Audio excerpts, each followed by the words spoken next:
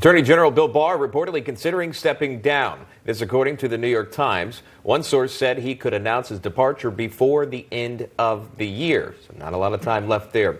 Joining us now to discuss is National Homeland Security Analyst and Republican strategist Adam Roosevelt and Jennifer Nassar, a former chairwoman of the Massachusetts Republican Party and founder of Conservative Women for a Better Future. Thank you all for being here. Last week, you may have seen, Barr stated publicly that the Justice Department uncovered no evidence of widespread voting fraud to date. That was from Barr. Meanwhile, the president's legal team has been crisscrossing America, presenting testimony at hearings to fight for the election, as they say, and justice there. In fact, this is what Rudy Giuliani had to say about what the Justice Department is doing to help the president's case. Watch this.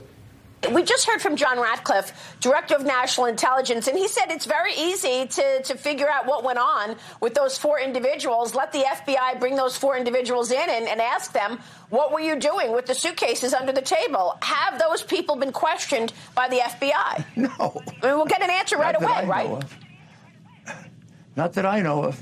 Not only that, those people were involved in taking USBs, taking information out of machines.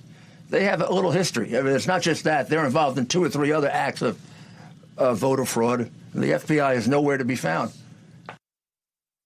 Adam, I'll start with you on that. The DOJ, reportedly there, what Giuliani was saying, that the FBI hasn't really done anything in regards to surveillance video that showed voter fraud allegedly.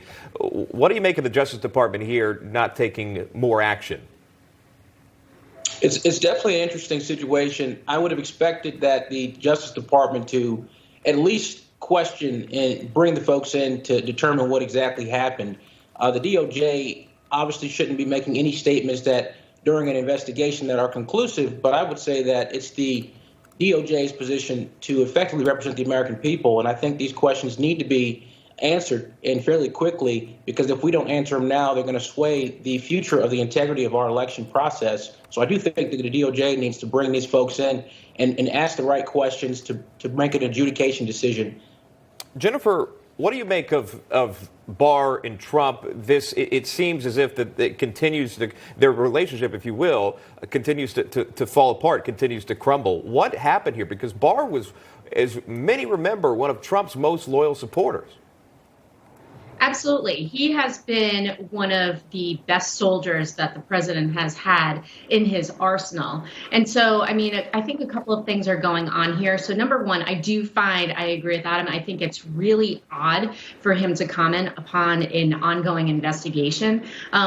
Usually you look at things like this at the end of a president's term and say, well, it's a sink or swim situation where maybe he's looking to go get another job. He wants to protect his legacy. But Bill Barr is 70 years old, and in his previous career, he walked away as a multimillionaire. I don't think he's looking for any more private service work, and he's probably done after this. So the only other thing to think of is either he had a slip up, and now that's why he hasn't been out in the news and he's trying to stay away, or there have been some personality conflicts since he did make that slip up that is causing all of this to fall apart. But at the end of the day, he can say anything he wants about Durham being there and sticking through the next administration.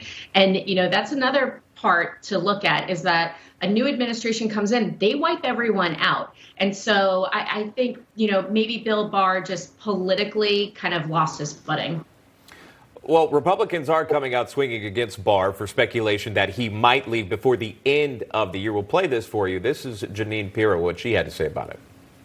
And you, Mr. Barr, are so deep in the swamp, you can't see beyond your fellow reptiles. A big statement, bold statement, Adam Roosevelt. Your thoughts? I'll tell you that, the establishment does exist. I don't like to use too much of a political motivating term such as the swamp, but I will tell you that there is an organization within an organization that works to influence the direction of a campaign. And I will say that I agree with Judge Jeannie Pirro on some of the statements she made regarding the Attorney General's position and not making statements during an ongoing investigation. But I will say that, I do believe this is positioning. I think that the Attorney General is positioning, and I think he's looking to the future of what's going to happen for himself. So that's just a common observance from my end.